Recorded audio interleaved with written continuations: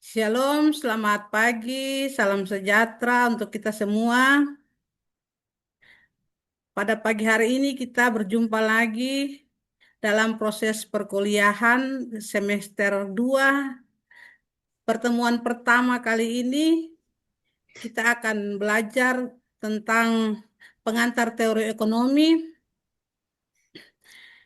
Dalam pembelajaran ini ada capaian-capaian yang harus dicapai oleh anak-anak sekalian. Yang pertama, capaian pembelajaran yang pertama yaitu mahasiswa mampu menganalisis konsep dasar ekonomi mikro dan makro.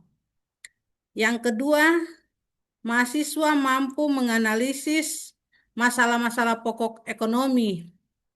Capaian pembelajaran yang ketiga yaitu mahasiswa mampu menerapkan prinsip permintaan dan penawaran dalam menjelaskan perilaku pasar dan penentuan harga. Capaian pembelajaran yang keempat yaitu mahasiswa mampu menerapkan teori konsumsi dan produksi dalam pengambilan keputusan ekonomi secara nasional. Capaian pembelajaran yang kelima yaitu mahasiswa mampu menganalisis peran uang dan lembaga keuangan dalam sistem ekonomi modern. Capaian pembelajaran keenam yaitu mahasiswa mampu menerapkan konsep siklus ekonomi dalam sistem ekonomi dan juga menjelaskan dinamika perekonomian Indonesia. Capaian pembelajaran yang ketujuh yaitu mahasiswa mampu menganalisis keterkaitan antara pertumbuhan ekonomi dengan peran sektor-sektor ekonomi dan kontribusinya terhadap masyarakat. Yang terakhir yaitu mahasiswa mampu menerapkan sikap bertanggung jawab dan kepedulian terhadap isu-isu ekonomi yang berdampak terhadap kehidupan sosial ekonomi. Untuk sub CPMK, mahasiswa dapat membacanya pada slide yang sudah Ibu tampilkan di sini.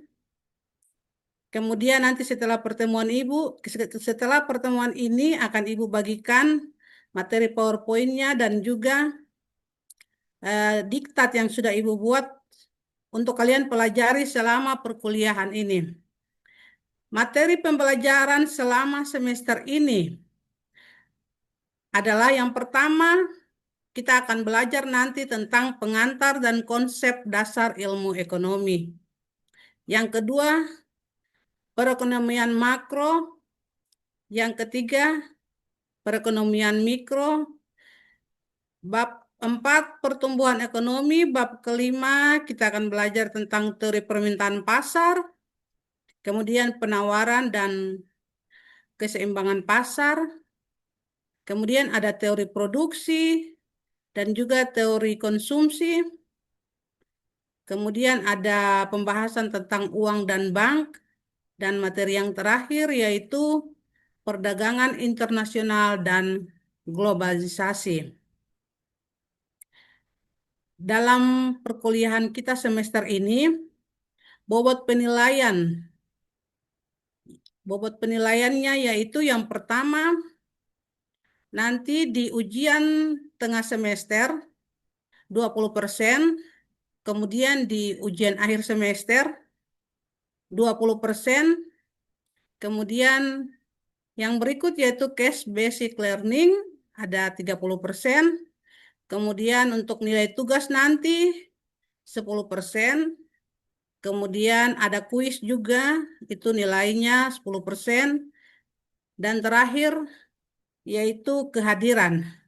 Kehadiran 10%, jadi total untuk bobot penilaian 100% dari 6 poin yang tadi sudah Ibu jelaskan. Mungkin sampai di situ ada yang mau bertanya? Misi Ibu, selamat pagi. Ada yang saya ingin tanyakan di sini, Ibu. Iya, Eh, Anita, silakan. Tolong Ibu jelaskan tentang masalah ekonomi apa yang akan diproduksikan. Baik, Anita. Jadi slide yang sudah Ibu tampilkan ada materi juga untuk satu kali pertemuan pertama kita. Nanti sebentar akan Ibu jelaskan tentang materinya. Sementara untuk pengantar tadi, untuk bobot penilaian CPM, CPL dan CPMK, ada pertanyaan Anita seputar itu?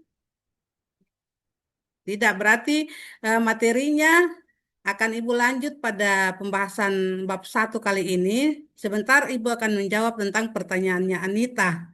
Kita masuk pada pertemuan pertama, kita akan membahas bersama tentang pengantar dan konsep dasar ilmu ekonomi.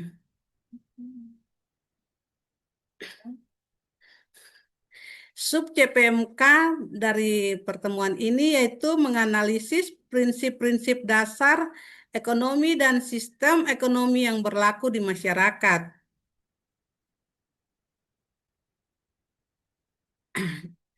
Deskripsi pembelajaran yang pertama pada pembahasan kali ini yaitu mahasiswa akan diperkenalkan dengan konsep-konsep dasar dalam ilmu ekonomi serta dampaknya terhadap aktivitas bisnis. Materi yang dibahas bertujuan untuk memberikan pemahaman menyeluruh mengenai elemen-elemen penting dalam ekonomi, seperti prinsip-prinsip ekonomi, kemudian macam-macam sistem ekonomi, serta bagaimana dinamika siklus ekonomi berpengaruh terhadap kehidupan masyarakat sehari-hari. Melalui proses pembelajaran ini, diharapkan mahasiswa mampu mengasah kemampuan berpikir secara analitis, kemudian mengembangkan keterampilan dalam menyelesaikan berbagai permasalahan, serta membentuk pola pikir yang kritis yang dapat diterapkan dalam berbagai aspek kehidupan, baik di lingkungan akademik, kemudian di dunia kerja, maupun di dalam kehidupan sosial. A. Pengertian dan tujuan ilmu ekonomi. Apa itu ekonomi? Ekonomi merupakan salah satu cabang ilmu sosial yang fokus pada bagaimana manusia bertindak dalam kehidupan produksi, distribusi, dan juga konsumsi barang dan jasa. Jadi produk di sini yaitu ada produk barang dan juga jasa. Kemudian ilmu ini juga membahas cara individu atau pelaku usaha maupun pemerintah dalam mengambil keputusan untuk mengelola sumber daya yang terbatas agar mencukupi kebutuhan yang tidak terbatas. Berikut ini ada beberapa definisi dari ilmu ekonomi menurut para ahli. Yang pertama, menurut Adam Smith. Adam Smith ini menjelaskan bahwa ilmu ekonomi adalah studi tentang bagaimana individu dan masyarakat menggunakan sumber daya yang terbatas untuk memenuhi kebutuhan dan keinginan yang tidak terbatas. Kemudian yang berikut ada Paul A. Samuelson menjelaskan juga bahwa ilmu ekonomi adalah studi tentang bagaimana individu dan masyarakat memilih menggunakan sumber daya yang langka, sumber daya yang terbatas untuk menghasilkan berbagai barang dan jasa, dan bagaimana barang dan jasa tersebut dapat didistribusikan atau dibagikan kepada individu-individu di dalam masyarakat. Kemudian mempelajari ilmu ekonomi ini ada manfaatnya. Di antaranya manfaat dari mempelajari ilmu ekonomi yang pertama yaitu dapat memahami cara kerja perekonomian. Kemudian yang kedua, dapat mengambil keputusan ekonomi yang tepat. Kemudian yang ketiga, dapat memahami fenomena ekonomi yang terjadi di dunia nyata. Yang berikut dapat mengembangkan keterampilan berpikir secara kritis dan juga analitis. Yang terakhir dapat menjadi bagian dari solusi permasalahan ekonomi.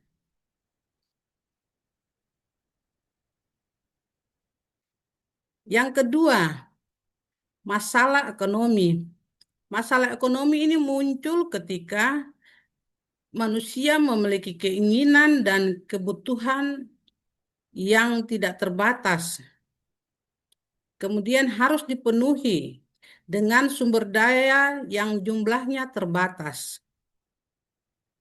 Kondisi ini disebut ketidakseimbangan yang menimbulkan kelangkaan dan menjadi persoalan mendasar dalam ilmu ekonomi.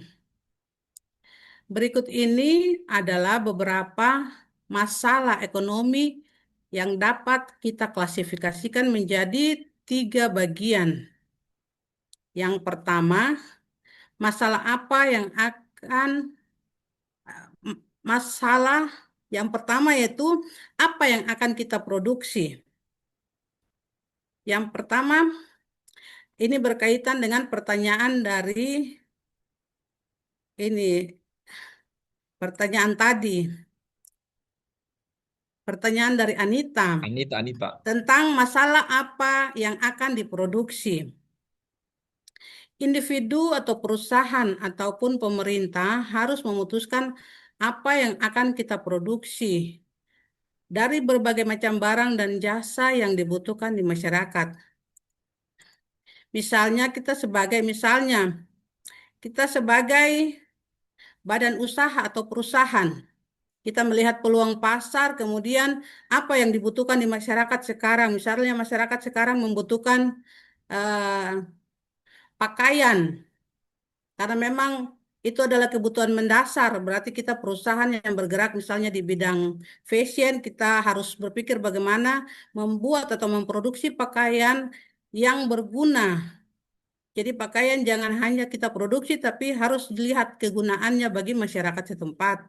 Masyarakat di sini tidak terlalu modis, misalnya mereka berpakaian apa adanya. Berarti pakaian yang kita produksikan harus benar-benar sesuai dengan masyarakat setempat. Misalnya kita di bagian Indonesia Timur, eh, kita berpakaian sopan, rapi, tidak yang seksi-seksi. Berarti dari perusahaan kita punya peluang besar untuk memproduksikan pakaian yang cocok dengan masyarakat Indonesia.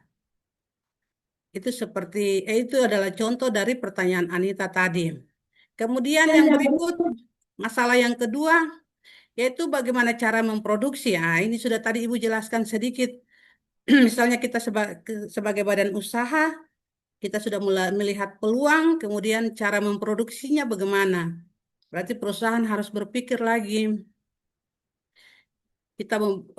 cara-cara apa yang kita ambil, langkah-langkah apa yang kita ambil agar produk ini dapat diproduksi dengan baik dan berkualitas, kemudian dapat dibeli atau dikonsumsi oleh masyarakat atau pelanggan. Yang ketiga, untuk siapa barang dan jasa diproduksi. Nah, ini satu contoh tadi sudah mencakup ketiga masalah ini. Jadi untuk siapa perusahaan menghasilkan barang itu atau memproduksi barang itu? Ya untuk masyarakat, untuk individu-individu yang membutuhkan. Karena perusahaan sudah melihat ada peluang, kemudian ada kebutuhan masyarakat di sana, kemudian perusahaan menciptakan atau memproduksi barang sesuai dengan kebutuhan-kebutuhan itu. Yang berikut adalah masalah ekonomi dapat diselesaikan dengan berbagai cara. Jadi setelah kita mempelajari tentang masalah ekonomi tadi, untuk Anita, apakah yang Ibu jelaskan sudah bisa dimengerti? Sangat mengerti, Ibu. Iya, baik, terima kasih. Kita lanjut, masalah ekonomi dapat diselesaikan dengan beberapa cara, yaitu yang pertama, meningkatkan produktivitas. Kemudian yang kedua, mendistribusikan sumber daya secara lebih merata. Yang ketiga, mengurangi keinginan. Ini masalah-masalah yang sering sekali kita alami. Kita semua sebagai manusia, kita sering mengalami masalah-masalah ekonomi ini. Jadi kalau yang tidak ingin untuk mengalami masalah ekonomi, jangan punya keinginan yang terlalu tinggi. Karena apa? Jika keinginannya tinggi, tetapi kita tidak punya kemampuan untuk memenuhi, timbul masalah ekonomi lagi. Begitu ya, anak-anak. Oke, kita lanjut. Yang berikut, Siap, Ibu. prinsip dan konsep dasar ilmu Siap, Ibu. ekonomi. Konsep dasar ilmu ekonomi adalah hal-hal yang perlu dipahami untuk memahami ilmu ekonomi secara keseluruhan. Konsep dasar ilmu ekonomi ini dapat membantu kita memahami cara kerja perekonomian dan mengambil keputusan ekonomi yang tepat. Berikut adalah beberapa konsep dasar ilmu ekonomi. Yang pertama adalah kebutuhan. Kebutuhan adalah keinginan manusia yang harus dipenuhi untuk mempertahankan kelangsungan hidup. Kebutuhan manusia dapat dibagi menjadi kebutuhan primer, kebutuhan sekunder, dan juga kebutuhan tersier. Kemudian yang kedua ada kekayaan. Kekayaan adalah segala sesuatu yang dapat memenuhi kebutuhan manusia, baik berupa barang maupun jasa. Kekayaan dapat dibagi menjadi kekayaan berwujud dan kekayaan tidak berwujud. Kemudian yang ketiga, sumber daya. Sumber daya adalah segala sesuatu yang dapat digunakan untuk menghasilkan barang dan jasa. Sumber daya ini dapat dibagi menjadi beberapa bagian, yaitu sumber daya alam, kemudian sumber daya manusia, dan juga modal. Kemudian yang berikut, kelangkaan. Kelangkaan merupakan situasi atau keadaan di mana keinginan dan kebutuhan manusia yang tidak terbatas harus dihadapkan dengan ketersediaan sumber daya yang sangat terbatas. Inilah yang menjadi inilah yang menjadi inti dari permasalahan ekonomi. Jadi masalah ekonomi yang intinya itu kita sebagai manusia punya keinginan, punya kebutuhan yang sangat banyak, yang sangat tidak terbatas, tetapi untuk memenuhinya, sumber daya untuk memenuhi kebutuhan kita sebagai manusia ini terbatas. Nah, ini yang menjadi masalah. Masalah inti dari ekonomi. Kemudian yang berikut, sistem ekonomi adalah mekanisme yang digunakan oleh suatu negara atau masyarakat dalam mengatur serta mengelola sumber daya yang dimiliki untuk kegiatan produksi, distribusi, dan juga konsumsi barang dan jasa. Yang pertama, ada yang namanya ekonomi pasar. Dalam ekonomi pasar, keputusan ekonomi ini diambil oleh individu dan perusahaan swasta. Sumber daya dialokasikan berdasarkan mekanisme permintaan dan penawaran yang terjadi di pasar. Kemudian pemerintah biasanya memiliki peran terbatas dalam mengatur pasar dan menciptakan lingkungan persaingan yang sehat. Kemudian yang kedua ada ekonomi sentralistik. Dalam ekonomi sentralistik ini, pemerintah memiliki peran yang dominan dalam mengendalikan sumber daya ekonomi, termasuk produksi, kegiatan distribusi, dan juga penetapan harga barang dan jasa. Jadi pemerintah menentukan rencana ekonomi secara terpusat. Kemudian yang ketiga, sistem campuran. Sistem campuran ini menggabungkan elemen dari ekonomi pasar dan ekonomi sentralistik. di mana sebagian besar keputusan ekonomi diambil oleh sektor swasta, tetapi pemerintah juga memiliki peran dalam mengatur pasar, mempromosikan kesejahteraan sosial, dan juga mengatasi kegagalan pasar. Yang keempat, ekonomi berbasis penawaran. Pentingnya menciptakan insentif bagi produsen untuk meningkatkan produksi. Pemerintah fokus pada mengurangi hambatan ekonomi seperti pajak yang tinggi untuk mendorong investasi dan pertumbuhan. Kemudian yang terakhir yaitu ekonomi berbasis permintaan. Pendekatan ini berfokus pada pengaruh permintaan konsumen terhadap ekonomi. Pemerintah dapat menggunakan kebijakan fiskal, yaitu pengeluaran dan pajak, untuk merangsang permintaan konsumen dan memacu pertumbuhan ekonomi. Sekian untuk materi bab 1 pembahasan kita pada pertemuan kali ini. Ada pertanyaan dari adik-adik mahasiswa tentang materi yang Ibu barusan jelaskan?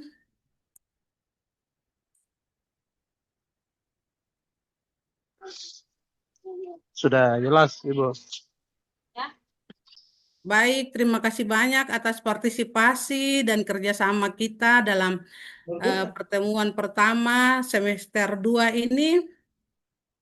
Nanti setelah ini Ibu akan membagikan diktat atau bahan ajar kepada kalian semua untuk dipelajari agar pada pertemuan berikut kalian sudah punya pemahaman atau gambaran tentang pembahasan selanjutnya pada bab 2 nanti. Terima kasih banyak. Shalom, sampai berjumpa lagi pada minggu depan.